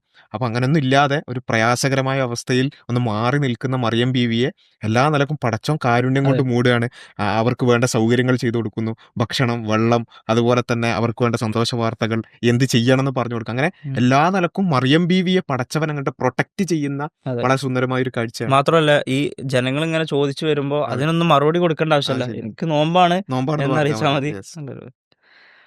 فأتت به قومها تحمله قالوا يا مريم لقد جئت شيئا فريا فأتت به അങ്ങനെ ആ കുഞ്ഞിനെയും കൊണ്ട് പ്രസവം നടന്നു. ആ കുഞ്ഞിനെയും കൊണ്ട് ഫഅതത് ബിഹി ഖൗമഹ അവരുടെ സമൂഹത്തിലേക്ക് അവർ തിരിച്ചു പോവാണ്. തഹ്മീലു അതിനെയും വഹിച്ചുകൊണ്ടാണ് തിരിച്ചു പോകുന്നത്. ഖാലു അവർ പറഞ്ഞു, പ്രതീക്ഷിച്ച പോലെ തന്നെ സംഭവിച്ചു. യാ മറിയം ഹേ മറിയമേ ലഖദ് ജിഇതി ശൈഅൻ ഫരിയ നീ വളരെ മോശമായ ഒരു കാര്യമാണ് ചെയ്തത് എന്ന രൂപത്തിൽ ആ സമൂഹം സംസാരിച്ചു. അവർ പറഞ്ഞ സംഭവം എന്താണ്? യാ ഉഖ്ത ഹാറൂന മാ കാന അബൂകി ഇംറഅ സൗഇൻ വമാ കാനത് ഉമ്മുകി ബഗിയ. അവർ വിളിക്കുന്നതന്നെ യാ ഉഖ്ത ഹാറൂൻ എന്നാണ്. ഇവിടെ ഹാറൂൻ എന്ന് വിളിക്കുന്നത് ഒരിക്കലും മൂസാ നബി അലൈഹി ഇസ്ലാമിന്റെ പിതൃവ്യപുത്രനായ ഹാറൂനെ അല്ല ഇവിടെ ഉദ്ദേശിക്കുന്നത്. കാരണം പലപ്പോഴും വിമർശകർ പറയാറുണ്ട് ഇത് ചരിത്രപരമായ ഒരു തെറ്റാണ്, അബദ്ധമാണ് എന്ന രൂപത്തിൽ പലപ്പോഴും സംസാരിക്കണം. ഈ ഹാറൂൻ എന്ന് പറയാനുള്ളൊരു കാരണം പണ്ടത്തെ പ്രത്യേകിച്ചും ബനൂ ഇസ്രായേലിനൊക്കെ ഇടയിൽ ഈ സ്വഭാവങ്ങളിൽ അതേപോലെ ജീവിതചര്യകളിലൊക്കെ സാമ്യതകളുള്ള ആളുകൾ ഉണ്ടെങ്കിൽ അവരുടെ സഹോദരൻ അവരുടെ സഹോദരി എന്ന് പറയുന്ന ഒരു രീതി, ഒരു സമ്പ്രദായം ഉണ്ടായിരുന്നു. ബൈബിളിലും ഇങ്ങനെ കാണാൻ കഴിയും. ബൈബിളിൽ ഹറോന്റെ പുത്രി എന്നോ അങ്ങനെ എന്തോ പറയുന്നത് നമുക്ക് കാണാൻ കഴിയും. അപ്പൊ എന്തുകൊണ്ടാണ് ഈ ഹാറോന്റെ സഹോദരി എന്ന് പറയാനുള്ള കാരണം? മറിയം ബീവി ഒരുപാട് ആരാധനകളിൽ മുഴുകി ജീവിക്കുന്ന ഒരാളായിരുന്നു, അതിനുവേണ്ടി മാറി താമസിക്കുന്ന ഒരാളായിരുന്നു. ഇതുപോലെയായിരുന്നു ഹാറൂൻ. അപ്പോൾ ഹാറൂൻ എന്ന് പറയുന്ന ഒരു മുൻഗാമി ഉണ്ടായിരുന്നു, മുൻഗാമിയായ ഒരു മനുഷ്യൻ ബനു ഇസ്രായേലിൽ ഉണ്ടായിരുന്നു, ഇസ്രായേൽ സന്തതികളിലുണ്ടായിരുന്നു. അപ്പോൾ ആ സന്തതിയെ പോലെ ആ ഹാറൂനിനെ പോലെ ആരാധനകൾ മുഴുകിയിരിക്കുന്നതായതുകൊണ്ട് മറിയമ്മിനെ അവർ വിശേഷിപ്പിച്ചത് ഹാറൂന്റെ സഹോദരൻ. അതൊരു വിശേഷമാണ്, ഒരു പ്രയോഗമാണ്, അല്ലാതെ അത് നേർക്ക് നേരെ സഹോദരി ബന്ധത്തെക്കുറിച്ചല്ല അവിടെ സംസാരിക്കുന്നത്. യാ ഉഖ്ത ഹാറൂൻ ഹേ ഹാറൂന്റെ സഹോദരി. അവർ പറയാണ് ഈ കുട്ടീനൊക്കെ കണ്ടപ്പോൾ ഹാറൂന യാ ഉഖ്ത ഹാറൂന മാ കാന അബൂകി ഇംറഅ സൗ നിന്റെ പിതാവ് ഒരു ചീത്ത മനുഷ്യനായിരുന്നില്ല. കാരണം ഇതാണ് ഉം, ഉദ്ദേശിക്കുന്നത്. ഉം. നീ എന്തോ ചീത്ത പ്രവൃത്തി ചെയ്തു ചെയ്തു. എന്നാണ് ഉദ്ദേശിക്കുന്നത്. വമാ കാനത്ത് ഉമ്മുക്കി ബഗിയ, നിന്റെ മാതാവിനെ ഞങ്ങൾക്കറിയാം. മാതാവ് ഭയങ്കര മാന്യയായിരുന്നു, ഒരു ദുർനടപ്പുകാരിയൊന്നും ആയിരുന്നില്ല നീ എന്താ എന്നൊരു ഇങ്ങനെയെന്നുള്ളതാണ് നീ എന്താ ഉദ്ദേശിക്കുന്നത്. ഇങ്ങനെയെന്നാണ് ആ ഉപ്പയും ചോദിക്കുന്നത്. ഉമ്മയൊക്കെ അല്ലെങ്കിൽ അച്ഛനും അമ്മയും നല്ലതായിരുന്നു, ഉം. അല്ലെങ്കിൽ നല്ല ആളുകളായിരുന്നു, നിനക്കെന്ത് പറ്റി എന്ന് സ്വാഭാവികമായിട്ടും നേരത്തെ പ്രതീക്ഷിച്ചതുപോലെ അതെ. തന്നെ ജനങ്ങൾ ചോദിക്കുകയാണ്. ഒരു കന്യകയാണ് ഗർഭം ധരിച്ചിട്ടുള്ളത്. യെസ്.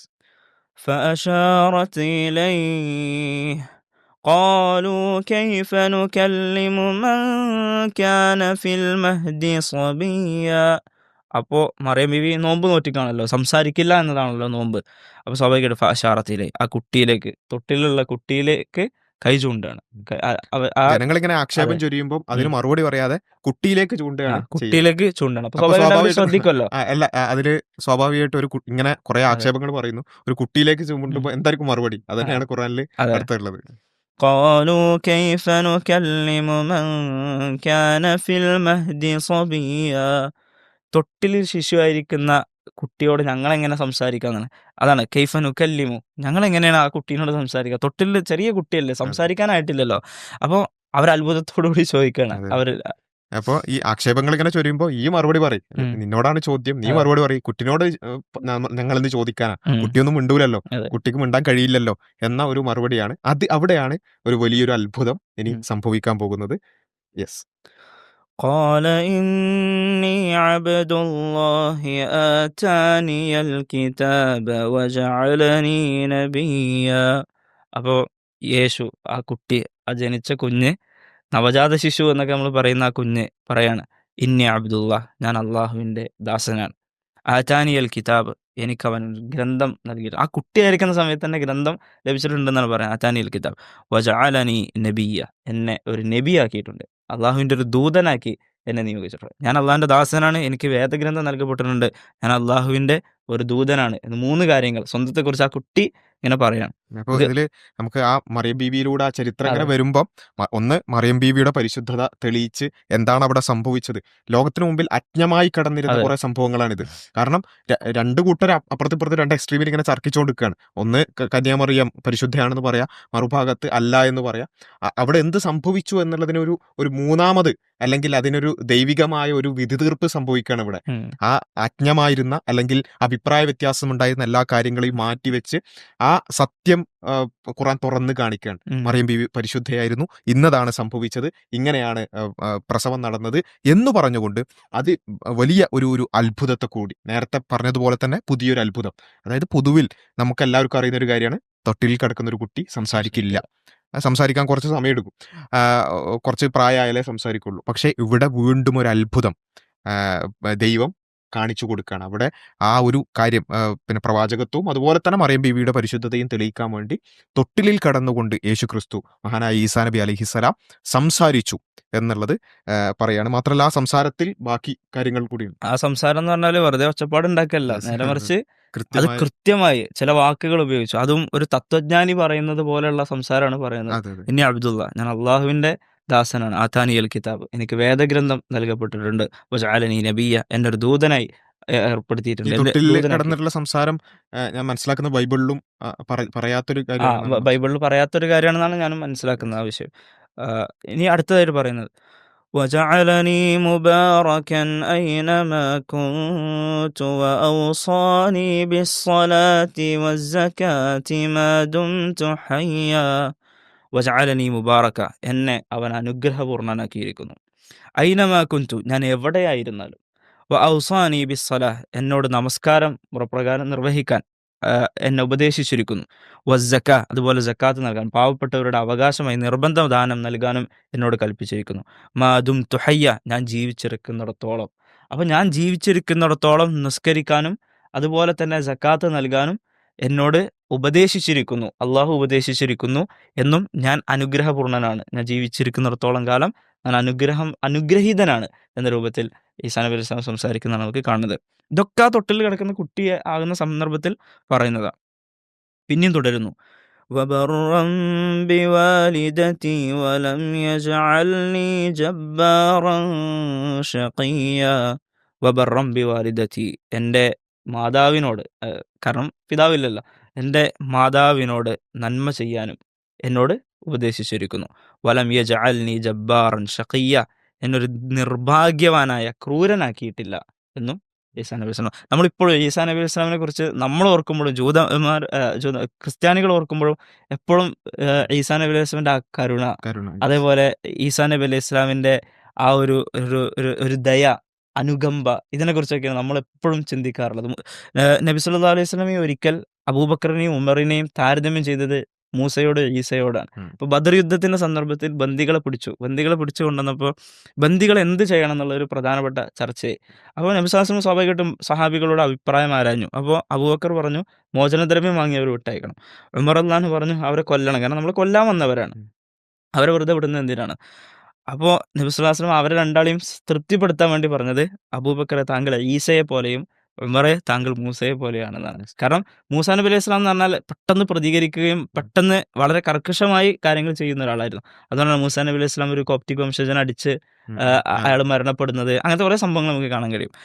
മൂസാ നബി അതേപോലെ ഹാറൂന്റെ താടിക്ക് പിടിച്ച് വലിക്കുന്നത്, കാരണം ബനു ഇസ്രായേലിനെ ഏൽപ്പിച്ചു പോയതാണ്, അവർ വഴിപിഴച്ചു, നിന്നല്ലേ ഏൽപ്പിച്ചത് എന്ന രൂപത്തിൽ താടിക്ക് പിടിക്കുക. ഇങ്ങനെയായിരുന്നു മൂസാ നബി വസ്ലാം. ഏകദേശം ഇതേ സ്വഭാവം തന്നെയായിരുന്നു ഉമറുൽ ഖത്താബ് റളിയല്ലാഹു അൻഹു. എന്നാൽ അബൂബക്കർ റളിയല്ലാഹു അൻഹുവിനെ സംബന്ധിച്ചിടത്തോളം കുറച്ചും കൂടി വിട്ടുവീഴ്ച, ഭയങ്കര ദയ, അനുകമ്പ, കുറച്ചും കൂടി ഒരു ഒരു അവധാനതയോടുകൂടിയുള്ള ചിന്ത, ഇതൊക്കെയാണ് അബൂബക്കർ. അപ്പോൾ നബി സല്ലല്ലാഹു അലൈഹി വസല്ലം ഉപമിക്കുകയാണ് താങ്കൾ ഈസയെ പോലെയാണ്. കാരണം ഈസ അങ്ങനെയായിരുന്നു, ഈസാ നബി അലൈഹി സ്വലാം, യേശു അങ്ങനെയായിരുന്നു, കാരുണ്യം ചൊരിയുന്ന, അങ്ങേയറ്റ അനുകമ്പയുള്ള, ദയുണ്ടായിരുന്ന ഒരു മനുഷ്യനാണ്. മാത്രമല്ല ഇതിൽ നമ്മൾ മനസ്സിലാക്കേണ്ടത് ഇത് ഏതെങ്കിലും ഒരു പ്രവാചകന്റെ മേന്മയോ അതെ അതെ അല്ല, നമ്മൾ ഓരോ അതെ സാഹചര്യത്തിനനുസരിച്ചാണ്. അപ്പം മൂസാ നബി അലൈഹി സ്വലാമിന് ഒരു സമൂഹത്തിന്റെ മൊത്തം ഉത്തരവാദിത്തം ഇവിടെ ഏൽപ്പിക്കപ്പെട്ട നമ്മൾ പ്രത്യേകം ശ്രദ്ധിക്കണം വേറൊരു സംഭവം കൂടിയുണ്ട്. ഒരിക്കൽ ഒരു ജൂതനും സഹാബിയും തമ്മിൽ, മുഹമ്മദ് നബി സ്വല്ലല്ലാഹു അലൈഹി വസല്ലമയുടെ ഒരു അനുചരനും തമ്മിൽ ഒരു തർക്കം ഉണ്ടായി. ആ തർക്കം ഉണ്ടായപ്പോൾ ജൂതൻ പറഞ്ഞു മൂസയുടെ രക്ഷിതാവ് തന്നെ സത്യം എന്ന് പറഞ്ഞു, സത്യം ചെയ്യുമ്പോൾ. സാധാരണ മുസ്ലിങ്ങളാണെങ്കിൽ മുഹമ്മദ് നബി സ്വല്ലല്ലാഹു അലൈഹി വസല്ലം അള്ളാഹുവാണ് സത്യം എന്നാണ് പറയുക. അപ്പോൾ സഹാബിക്ക് ദേഷ്യം വന്ന് അയാളെ അടിച്ചു എന്നാണ്, ജൂതനെ അടിച്ചു. ജൂതൻ വന്ന് മുഹമ്മദ് നബി സ്വല്ലല്ലാഹു അലൈഹി വസല്ലമയുടെ അടുത്ത് പരാതി പറഞ്ഞു, നിങ്ങളുടെ അനുയായി ഇതാ എന്നെ അടിച്ചു, മൂസയുടെ രക്ഷിതാവാണ് സത്യം എന്നേ ഞാൻ പറഞ്ഞിട്ടുള്ളൂ, അതിന് എന്നെ അടിച്ചു. അപ്പം മുഹമ്മദ് നബി സ്വല്ലല്ലാഹു അലൈഹി വസല്ലം വളരെ ദേഷ്യത്തോടു കൂടി ആ സ്വഹാബിയോട് പറയുന്നുണ്ട്, നിങ്ങൾ ഒരിക്കലും പ്രവാചകന്മാർക്കിടയിൽ ഈ ഉച്ചനീചത്വങ്ങള്, വേർതിരിവുകൾ കാണിക്കരുത്. കാരണം ഖുർആനിൽ തന്നെ പറഞ്ഞിട്ടുണ്ട്. ഞാൻ ഉയർത്തെഴുന്നേൽക്കുന്ന സന്ദർഭത്തിൽ അള്ളാഹുവിന്റെ അർഷിന്റെ സിംഹാസനത്തിന്റെ തൊട്ടടുത്ത് മൂസ എന്നേക്കാൾ മുന്നേ അവിടെ അടുത്ത് നിൽക്കുന്ന ഞാൻ കണ്ടിട്ടുണ്ട്. അപ്പൊ മൂസാ നബി സ്വലാമിന്റെ സവിശേഷത പറയാണ്, ഒരു ഖുർആനിൽ മഹത്വം തന്നെ പറയാം. ഏറ്റവും ഒരുപാട് അതെ തവണ പരാമർശിച്ചിട്ടുണ്ട്. അപ്പോൾ ഞാൻ പറയുന്നത് വെച്ചാൽ ഈ പ്രവാചകന്മാർ അതെ പല തരത്തിൽ നമ്മൾ പറയുമ്പോൾ പോലും അവിടെ അവർക്ക് ഏൽപ്പിക്കപ്പെട്ട ഉത്തരവാദിത്തങ്ങളും അവർ ചെയ്ത കാര്യങ്ങളും നമ്മൾ അതെ പരിശോധിച്ച് നോക്കി. അതെ മൂസാ നബിക്ക് ഒരു വലിയൊരു അതെ സമൂഹത്തിന് ഉത്തരവാദിത്തം ഭരണം ഭരണം ഏൽപ്പിക്കപ്പെടും. ഏൽപ്പിക്കപ്പെടുകയാണ്. ഒരു ഭരണാധികാരി ചിലപ്പോൾ എന്ത് ചെയ്യും, പല കർക്കശ്യത്തോടു ശിക്ഷിക്കേണ്ട കൂടി സമയത്ത് ശിക്ഷിക്കേണ്ട ശിക്ഷിക്കേണ്ടി വരും. സമയത്ത്. അതുകൊണ്ടാണ് മോശ പ്രവാചകനെ നമുക്ക് അതെ ആ രൂപത്തിൽ അതെ വായിക്കാൻ പറ്റുന്നത്. എന്നാൽ അതുപോലെ ആയിരിക്കില്ല ഒരു അതെ സമൂഹത്തിൽ ജീവിക്കുമ്പോൾ, ഒരു ജൂതന്മാരുടെ ഒരു സമൂഹത്തിലേക്കാണ് ഈസാ ഉം, നബി അലൈഹി സ്വലാം, ഉം, അതായത് ജീസസ് വരുന്നത്. അപ്പം ഭരണാധികാരിയും ഭരണമില്ലാത്തവരും ഉം, തമ്മിലുള്ള ഉം. വ്യത്യാസം ഉണ്ടാവും. എന്നാൽ ഇപ്പോൾ നമുക്ക് കാണാൻ മുഹമ്മദ് നബി സല്ലല്ലാഹു അലൈഹി വസല്ലമയുടെ കാര്യം പറയുകയാണെന്നുണ്ടെങ്കിൽ ഇത് രണ്ടും അതെ രണ്ട് അതെ ഘട്ടത്തിലും എങ്ങനെ ജീവിക്കണം എന്നുള്ളതും അതെ അതെ എന്ത് ചെയ്യും. കാരണം എന്താ വെച്ചാൽ പിന്നെ ഈസാ നബി ആണെങ്കിലും മൂസാ നബി ആണെങ്കിലും ആ സമൂഹങ്ങളിലേക്കാണ് അതെ പിന്നെ വന്നിട്ടുള്ളത്. എന്നാൽ മുഹമ്മദ് നബി ആകട്ടെ എല്ലാ കാലഘട്ടത്തിലേക്കും ഇനി അങ്ങോട്ട് ഉള്ള എല്ലാ കാലത്തേക്കും ഉള്ളതാണ്, ലോകാവസാനം വരേക്കുള്ളതാണ്. അപ്പോൾ അവിടെ അധികാരമുള്ള സ്ഥലങ്ങളും ഉണ്ടാവും, ഇല്ലാത്തതും ഉണ്ടാവും. അധികാരമുണ്ടെങ്കിൽ നിങ്ങൾ എന്ത് ചെയ്യണം, അവിടെ പിന്നെ നിങ്ങളുടെ കീഴിലുള്ളവരോട് നീതിയോടുകൂടി വർത്തിക്കണം, അവിടെ ഒരു പ്രയാസം ഉണ്ടാക്കാൻ പാടില്ല എന്നുള്ള കാര്യങ്ങളും. ഇനി മറ്റൊരാളുടെ കീഴിൽ ജീവിക്കുകയാണെന്നുണ്ടെങ്കിൽ, അല്ലെങ്കിൽ പീഡിപ്പിക്കപ്പെടുന്ന സ്ഥലങ്ങളിൽ ജീവിക്കുകയാണെന്നുണ്ടെങ്കിൽ അവിടെ എന്ത് ചെയ്യണം, അതിനെ മക്കയിലെ അത്രയും കാലഘട്ടത്തിലുള്ള ജീവിതത്തിലൂടെ മുഹമ്മദ് നബി സല്ലല്ലാഹു അലൈഹി വസല്ലമയുടെ ജീവിതത്തിലൂടെ കണ്ടു. അതേപോലെ തന്നെ സഹവർത്തിത്വത്തിൽ എന്ത് ചെയ്യണം, രണ്ട് സമൂഹങ്ങൾ തമ്മിൽ ഒരുമിച്ച് ജീവിക്കുമ്പോൾ എന്ത് ചെയ്യണം എന്നുള്ളത്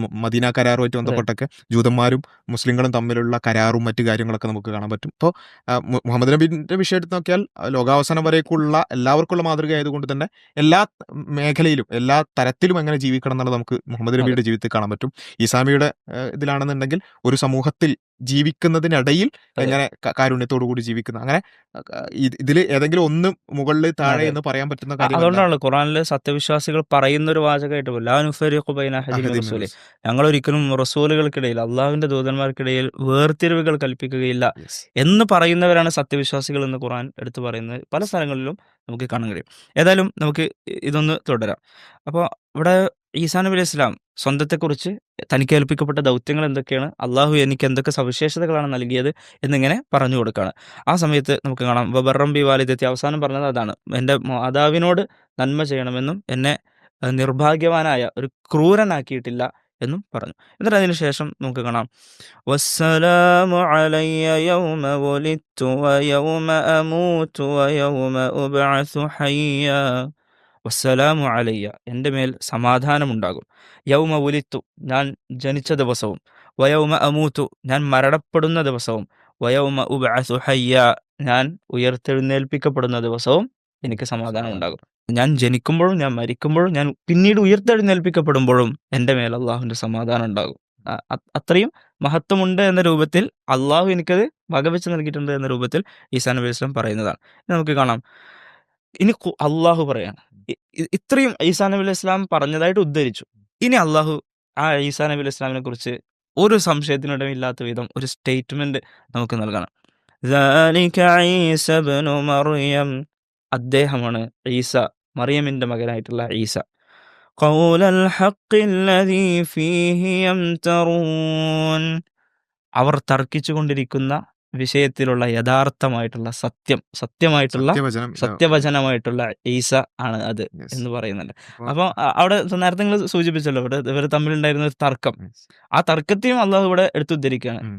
അവർ തർക്കിച്ചുകൊണ്ടിരിക്കുന്ന വിഷയത്തിലെ സത്യവചനമായ യേശു എന്ന് പറഞ്ഞാൽ, സത്യവചനമായ ഈസ എന്ന് പറഞ്ഞാൽ ഇതാണ്, പ്രകാരമാണ് എന്ന അപ്പോ രൂപത്തിൽ.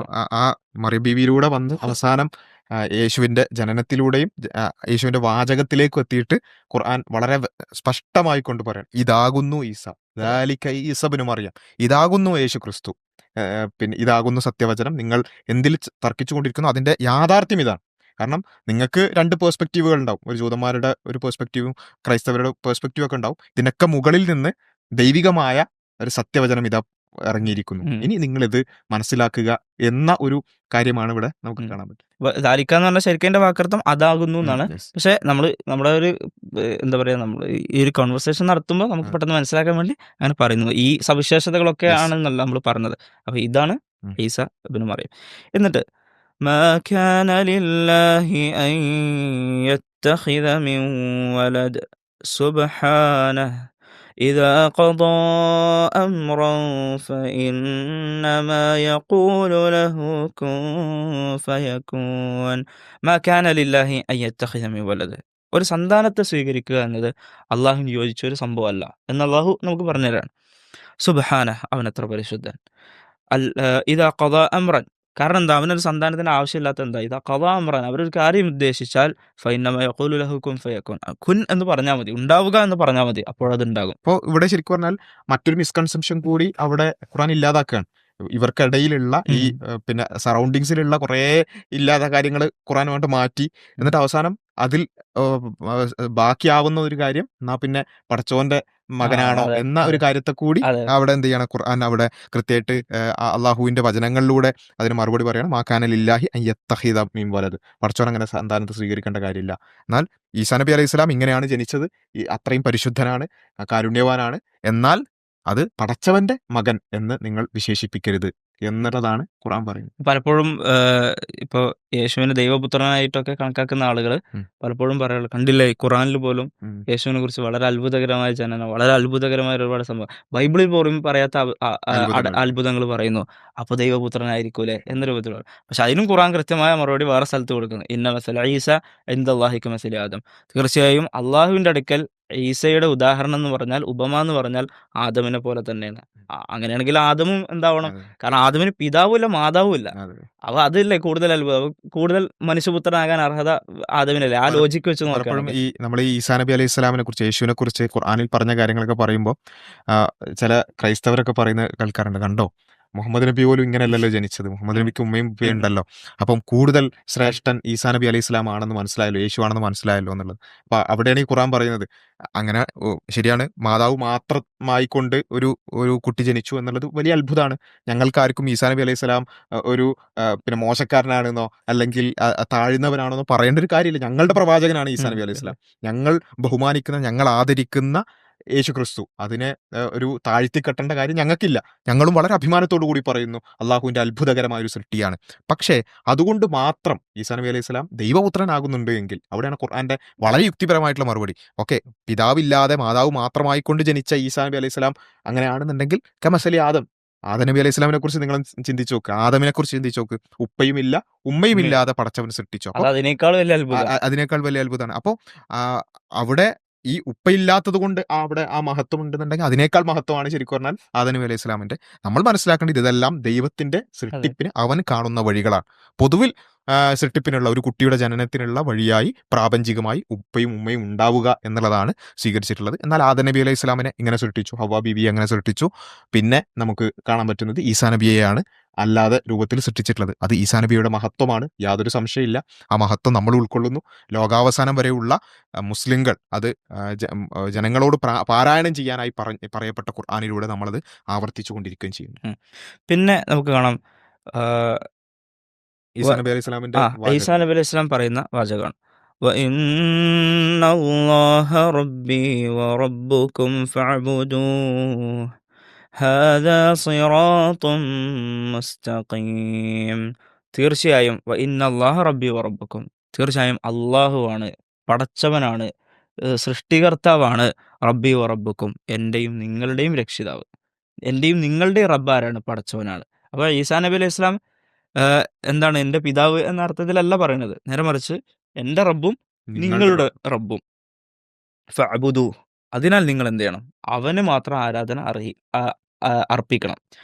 ഹാദാ സിറാത്തു മുസ്തഖീം, ഇതാണ് നേരായ പാത, ഇതാണ് ചൊവ്വായ പാത എന്ന് ഈസാ നബി അലൈഹി സ്വലാം പറയുന്നതായിട്ട് ഖുർആൻ യേശുവിന്റെ അധ്യാപനം എന്താണ് എന്നുള്ളതടക്കം, യേശുവിന്റെ ജനനത്തെക്കുറിച്ച് മാത്രമല്ല, അവിടെയുള്ള അത്ഭുതങ്ങളെക്കുറിച്ച് മാത്രമല്ല, യേശുവിന്റെ അധ്യാപനം എന്താണ് എന്നും വിശുദ്ധ ഖുർആൻ എക്സ്പ്ലിസിറ്റ് ആയിട്ട് പറയുന്നു. എന്നെയും നിങ്ങളെയും സൃഷ്ടിച്ച ഏക കർത്താവ്, അല്ലെ, നമുക്ക് ആ അതെ അത്തരത്തിലുള്ള പദപ്രയോഗങ്ങളെ അതെ അടക്കം കാണാൻ പറ്റും. എന്നെയും നിങ്ങളെയും സൃഷ്ടിച്ച ഏക കർത്താവ്, അവനെ മാത്രം ആരാധിക്കുക. ആ അവനെ മാത്രം ആരാധിക്കുക, അവനിൽ വഴിപ്പെടുക, അവനിൽ കീഴൊതുങ്ങുക എന്നതാണ് ശരിയായ മാർഗം. ഏക സത്യദൈവമായ നിന്നെയും നീ അയച്ച യേശു ക്രിസ്തുവിനെ എന്ന് പറയുന്ന അതെ അതെ ഇതുകളൊക്കെ നമുക്ക് അതെ. കാണാൻ കഴിയും ബൈബിളിൽ. അപ്പോൾ അതാണ് നിത്യജീവൻ, അതെ അല്ലെങ്കിൽ അതാണ് ചൊവ്വായ പാത. അപ്പൊ ഈ സിറാത്തുൽ മുസ്തഖീം, നിത്യജീവൻ എന്നുള്ളതൊക്കെ ഉം. നമ്മൾ ഈ വേദഗ്രന്ഥങ്ങളിലേക്ക് ഈ ഒരു പെർസ്പെക്റ്റീവോട് കൂടി നമ്മളൊന്ന് പരിശോധിച്ച് നോക്കുകയാണെന്നുണ്ടെങ്കിൽ ആ അതെ സന്ദേശം വളരെ കൃത്യമാണ്. അതെ എല്ലാവരെയും സൃഷ്ടിച്ച ഏകനായ സട്ടാവ്, ആ സട്ടാവിനെ മാത്രം ആരാധിക്കുക, അവനിൽ മാത്രം എല്ലാ നിലക്കുമുള്ള ആരാധനയുടെ അംശങ്ങളും അർപ്പിക്കുക എന്നുള്ളതാണ് സകല പ്രവാചകന്മാരും, യേശുക്രിസ്തു മാത്രമല്ല, മോശ പ്രവാചകൻ മാത്രമല്ല, അബ്രഹാം പിതാവ് മാത്രമല്ല, എല്ലാ പ്രവാചകന്മാരും ഒരുപോലെ പറഞ്ഞിട്ടുള്ള ഒരു ആദർശത്തിലേക്കാണ് അവസാനം ഈസാ നബി അലൈഹി ഇസ്ലാമും ക്ഷണിക്കുന്നത്. അതാണ് ശരിക്കും ഖുർആൻ പറയുന്നത്. നിനക്ക് മുമ്പ് അയക്കപ്പെട്ട പിന്നെ പ്രവാചകന്മാർ എല്ലാവരും ഈ ഒരു ഏകദൈവത്തിലേക്കാണ് അതെ. ക്ഷണിച്ചിട്ടുള്ളത് എന്നുള്ളത്. യെസ്. അപ്പോൾ ഇതാണ് ഈസാ നബി അലൈഹി സ്വലാമിനെ കുറിച്ച്. ഉം. വേറെയും കുറേ വചനങ്ങളുണ്ട്, പല ഈസാ നബി അലൈഹി സ്വലാമിൻ്റെ വേറെ കുറേ അത്ഭുതങ്ങളുണ്ട്, മുഅ്ജിസത്ത്, അതായത് അമാനുഷിക പ്രവൃത്തികളുണ്ട്, ഇതൊക്കെ പറയുന്നുണ്ട്. പക്ഷേ യേശുവിനെ കുറിച്ച് പല തർക്ക വിഷയങ്ങളും കൈകാര്യം ചെയ്യുന്ന ചില അധ്യാപനങ്ങൾ ഈ ആയത്തുകളിലാണ് നമുക്ക് കാണാൻ കഴിയുന്നത്. എനിക്ക് തോന്നുന്നു ഇത് വളരെ വ്യക്തമാണ്, ഒരു സംശയത്തിനിടയില്ലാത്ത വിധം. ആരാണ് യേശു? ഒരു പ്രവാചകനാണ്, അള്ളാഹുവിൻ്റെ ദാസന്. ഇനി അബ്ദുള്ള എന്ന് യേശു തന്നെ സ്വയം പറയുന്നതായിട്ട് നമുക്ക് കാണാൻ കഴിയും. അതേപോലെ ചെറുപ്പം മുതൽക്കേ നബിയാകാൻ, അതായത് അള്ളാഹുവിൻ്റെ ദൂതനാകാൻ ഭാഗ്യം ലഭിച്ച, ചെറുപ്പം മുതൽക്കേ വേദഗ്രന്ഥം നൽകപ്പെട്ടവനായ, അതേപോലെ ചെറുപ്പം മുതൽക്കേ ഉമ്മക്ക് സന്തോഷ വാർത്തയായി പരിശുദ്ധനാണ് എന്ന രൂപത്തിൽ സന്തോഷ വാർത്ത അറിയിക്കപ്പെട്ട, ഇങ്ങനെ എല്ലാ അർത്ഥത്തിലും കാരുണ്യവാനാണ്, നിർഭാഗ്യവാനല്ല, ക്രൂരനല്ല എന്നൊക്കെയുള്ള രൂപത്തിൽ എത്രത്തോളം ഒരു മനുഷ്യനെ മഹത്വപ്പെടുത്താൻ കഴിയുമോ അങ്ങനെയെല്ലാം ഈസാ നബി അലൈഹി ഇസ്ലാമിനെ മഹത്വപ്പെടുത്തി അങ്ങേയറ്റത്തെ ആദരവോടുകൂടി വിശുദ്ധ ഖുർആൻ. ഇപ്പോൾ ഇത് വായിക്കുന്ന ഒരു മുസ്ലിമിനെ സംബന്ധിച്ചിടത്തോളം യേശുവിനോട് ഇങ്ങനെ വല്ലാത്തൊരു സ്നേഹവും വല്ലാത്തൊരു ബഹുമാനവും ആണ് ഉണ്ടാവുക. മുഹമ്മദ് വിശ്വാസം പറഞ്ഞ വേറെ കുറേ സംഭവങ്ങളുണ്ട്, അതുകൂടി കേട്ടാൽ ഈസാ നബി അലൈഹി സ്വലാമിനെ നമുക്കൊന്ന് കണ്ണുകൊണ്ട് കണ്ടിരുന്നെങ്കിൽ എന്ന് വരെ തോന്നുന്ന ഈസാ നബി അലൈഹി രൂപത്തിൽ. ഇസ്ലാം തിരിച്ചു വരുന്നതാണ് അതെ, നമ്മൾ തിരിച്ച് വിശ്വസിക്കുന്നത്. രണ്ടാം വരവിൽ ഈസാ നബി അലൈഹി സ്വലാമിന്റെ ചില സവിശേഷതകൾ പറയുമ്പോൾ നമുക്കിങ്ങനെ തോന്നും, ഈ ഒരു കാഴ്ച കണ്ടിരുന്നെങ്കിൽ എത്ര നന്നായിരുന്നു എന്നുള്ളത്. അപ്പോൾ ഏതായാലും നമുക്ക് വീണ്ടും ഓഡിയൻസ് ആയിട്ടുള്ള എല്ലാവരോടും റെക്കമെൻഡ് ചെയ്യാനുള്ളത് സൂറത്തു മറിയം, അതായത് ഈസാ നബി അലൈഹി സ്വലാം, യേശുവിൻ്റെ മാതാവിനെ കുറിച്ചുള്ള ഖുർആനിലെ അധ്യായം, അതൊന്ന് എല്ലാവരും വായിക്കാൻ ശ്രമിക്കുക. ഇത് മറിയം അതേപോലെ തന്നെ യേശു ക്രിസ്തു ഇവരെക്കുറിച്ചുള്ള ഭാഗമാണ് നമ്മൾ ഡിസ്കസ് ചെയ്ത്. ഇതിനു മുമ്പ് സക്കരിയ നബിയെ കുറിച്ചും അതുപോലെ തന്നെ യഹ്യ നബിയെക്കുറിച്ചും അതിനുശേഷം അബ്രഹാം പിതാവിനെ കുറിച്ചൊക്കെ ഉള്ള വളരെ സുന്ദരമായിട്ടുള്ള ഒരു ചരിത്ര വിവരണമാണ് യഥാർത്ഥത്തിൽ ഈ ഒരു അധ്യായം എന്ന് പറയുന്നത്. അതിലൂടെയൊക്കെ നമുക്ക് കണ്ണോടിച്ചാൽ നമുക്ക് വളരെ സുന്ദരമായ ഒരു സത്യം മനസ്സിലാകും. എല്ലാ പ്രവാചകന്മാരും അവർ വന്നിട്ടുള്ളത് ഈ ഒരു സത്യ പ്രബോധനത്തിന് വേണ്ടിയിട്ടാണ്. ഏകനായ സട്ടാവിനെ, എന്നെയും നിങ്ങളെയും എല്ലാവരെയും സൃഷ്ടിച്ചിട്ടുള്ള ഏകനായ സട്ടാവിനെ മാത്രം ആരാധിക്കുക. യേശുവിനെയല്ല, യേശുവിൻ്റെ സട്ടാവിനെ. അബ്രഹാം പിതാവിനെയല്ല, അബ്രഹാം പിതാവിൻ്റെ സട്ടാവിനെ. മോശയല്ല, മോശയുടെ സട്ടാവിനെ. മുഹമ്മദ് നബിയെ അല്ല, മുഹമ്മദ് നബിയുടെ സട്ടാവിനെ ആരാധിക്കുക. ഒന്നിനെയുമല്ല, അതിൻ്റെ എല്ലാം സൃഷ്ടാവിനെ ആരാധിക്കുക എന്ന ഏറ്റവും സുന്ദരമായ, ഏറ്റവും ലളിതമായ, ഏറ്റവും ആർക്കും മനസ്സിലാവുന്ന, ആർക്കും ഉൾക്കൊള്ളാൻ സാധിക്കുന്ന വളരെ സുന്ദരമായ ആശയം പഠിപ്പിക്കാൻ വേണ്ടിയാണ് ലോകത്തുള്ള എല്ലാ പ്രവാചകന്മാരും വന്നിട്ടുള്ളത്, യേശു ക്രിസ്തുവും വന്നിട്ടുള്ളത് എന്നുള്ളത് മനസ്സിലാക്കുക. അപ്പോൾ യേശു ക്രിസ്തുവിനോട് നമുക്ക് സ്നേഹം വേണം, അങ്ങേയറ്റത്തെ ബഹുമാനം വേണം. ആ ബഹുമാനം നമ്മൾ പ്രകടിപ്പിക്കേണ്ടത് കേവലമായ ഒരു സ്നേഹമുണ്ട് എന്നോ അല്ലെങ്കിൽ ഏതെങ്കിലും ചില ആഘോഷങ്ങളിലൂടെ മാത്രമല്ല. ആ യേശു ക്രിസ്തു ലോകത്തോട് എന്തു പറഞ്ഞു നമ്മളൊന്ന് ആലോചിച്ച് നോക്കുക. ആ ലോകത്തോട് ഏറ്റവും പ്രധാനമായും പഠിപ്പിച്ച അധ്യാപനം എന്താണ് എന്ന് നമ്മൾ പരിശോധിച്ച് നോക്കുക. വേദഗ്രന്ഥങ്ങളിലൂടെ ആ പരിശോധനകൾ നമ്മൾ നടത്തുക. അങ്ങനെ യേശുക്രിസ്തുവിനെ, ആ യേശുക്രിസ്തുവിൻ്റെ അനുധാവനത്തിലൂടെ സ്നേഹിക്കാൻ കൂടി നമുക്ക് എല്ലാവർക്കും സാധിക്കണം. അതിന് സാധിക്കട്ടെ എന്ന് പ്രാർത്ഥിക്കുകയാണ്. ഇൻഷാ അല്ലാഹ് ഖുർആനിലുള്ള മറ്റ് അധ്യായങ്ങളും മറ്റ് വചനങ്ങളും നമുക്ക് അടുത്ത വീഡിയോകളിൽ ഡിസ്കസ് ചെയ്യാം. അസ്സലാമു അലൈക്കും വറഹ്മത്തുള്ളാഹി.